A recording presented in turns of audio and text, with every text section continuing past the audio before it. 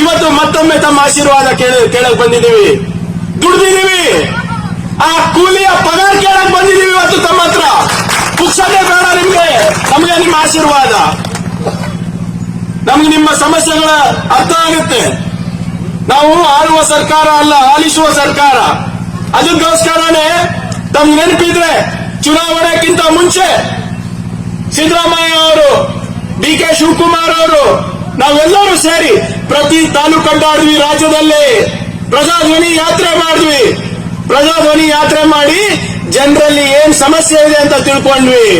ಅವಾಗ ನಮ್ಗೆ ಗೊತ್ತಾಯ್ತು, ಆರ್ಥಿಕ ಅಸಮಾನತೆ, ಬೆಲೆ ಏರಿಕೆ, ಒಂದು ಸ್ವಾಭಿಮಾನದ ಬದುಕು ಏನಿದೆ ಅದು ನಮ್ಮ ಜನರಿಗೆ ಸಿಗ್ತಾ ಇಲ್ಲ. ಅದಕ್ಕೋಸ್ಕರನೇ ನಾವು 5 ಗ್ಯಾರಂಟಿ ಮಾಡಿದ್ವಿ. 5 ಗ್ಯಾರಂಟಿನಲ್ಲಿ ಇವತ್ತು ನಾವು ಎಲ್ಲ ಒಂದು ಗ್ಯಾರಂಟಿಗಳನ್ನ ನಿಮ್ಗೆ ಕೊಟ್ಟಿದ್ದೇವೆ. ಇವತ್ತು ನಮ್ಮ ಜಿಲ್ಲೆನಲ್ಲಿ ಗೃಹ ಜ್ಯೋತಿ ಯೋಜನೆ ಮುಂಚೆ ನೀವು 25-30 ಯೂನಿಟ್ ಯೂಸ್ ಮಾಡಿದ್ರೆ 100 ಯೂನಿಟ್ ಬಿಲ್ ಬರ್ತಾ ಇಲ್ಲ. ಅವರೆಲ್ಲ ಕೈ ಹಾಕ್ರಿ. ಇವತ್ತು ಎಲ್ಲರಿಗೂ ಶೂನ್ಯ ಬಿಲ್ ಬರ್ತಾ ಇದೆಯಾ? ಶೂನ್ಯ ಬಿಲ್ ಬರ್ತಾ ಇದೆ. ನಮ್ಮ ತಾಲೂಕಿನಲ್ಲಿ 5,28,530 ಜನ ಕುಟುಂಬಗಳು ಇವತ್ತು ಗೃಹ ಜ್ಯೋತಿ ಲಾಭ ಪಡಿತಾ ಇದ್ದಾರೆ. ಅನ್ನಭಾಗ್ಯ ಯೋಜನೆ, ಹಸಿವು ಕರ್ನಾಟಕ ಇರಬೇಕು. ದುಡಿಯುವ ಕೈಗಳಿಗೆ ಯಾವತ್ತೂ ಕೂಡ ಖಾಲಿ ಹೊಟ್ಟೆನಲ್ಲಿ ಮಲ್ಕೋಬಾರ್ದು, ಯಾರ ಕಡೆನೂ ಹೋಗಿ ಕೈ ಚಾಚಬಾರ್ದು ಅಂದ್ಬಿಟ್ಟು ಪುಕ್ಸಟೆ ಅನ್ನ ಕೊಡ್ತಾ ಇದೀವಿ. ಇವತ್ತು ನೇರವಾಗಿ 178 ರೂಪಾಯಿ ಪ್ರತಿ ಕುಟುಂಬದ ಪ್ರತಿ ಸದಸ್ಯರಿಗೆ ನೇರವಾಗಿ ಡಿಬಿಟಿ ಆಗ್ತಾ ಇದೆಯಾ? ಆಗ್ತಾ ಇದೆ ಅಲ್ವಾ? ಒಂದೊಂದು ಕುಟುಂಬದಲ್ಲಿ 4 ಜನ ಅಂದ್ರೆ ಎಷ್ಟು? 800 ರೂಪಾಯಿ 1000 ರೂಪಾಯಿ ತನಕ ಹೋಗ್ತಾ ಇದೆ. ಇವತ್ತು ನೀವು ಬರೀ ಅನ್ನ ಅಲ್ಲ, ಸಿರಿಧಾನ್ಯ ತಗೋಬಹುದು, ನೀವು ತರಕಾರಿ ತಗೋಬಹುದು. ಕಂಡ ತಿಂತೀರಾ?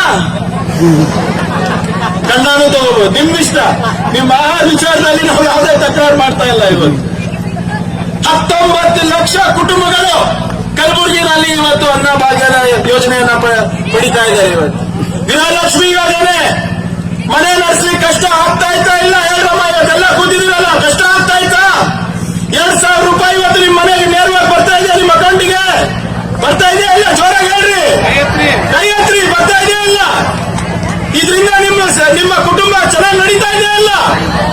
ಆರ್ಥಿಕ ಸ್ಥಿರತೆ ಸ್ವಲ್ಪ ಮಟ್ಟಿಗೆ ಕಾಣ್ತಾ ಇದೀರಾ ಇಲ್ಲ?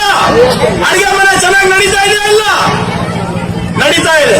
ಎಷ್ಟು ಜನ ತಗೋತಾರೆ ಗೊತ್ತಾ? ನಮ್ ಕಲಬುರಗಿನಲ್ಲಿದು 5,22,171 ಕುಟುಂಬಗಳು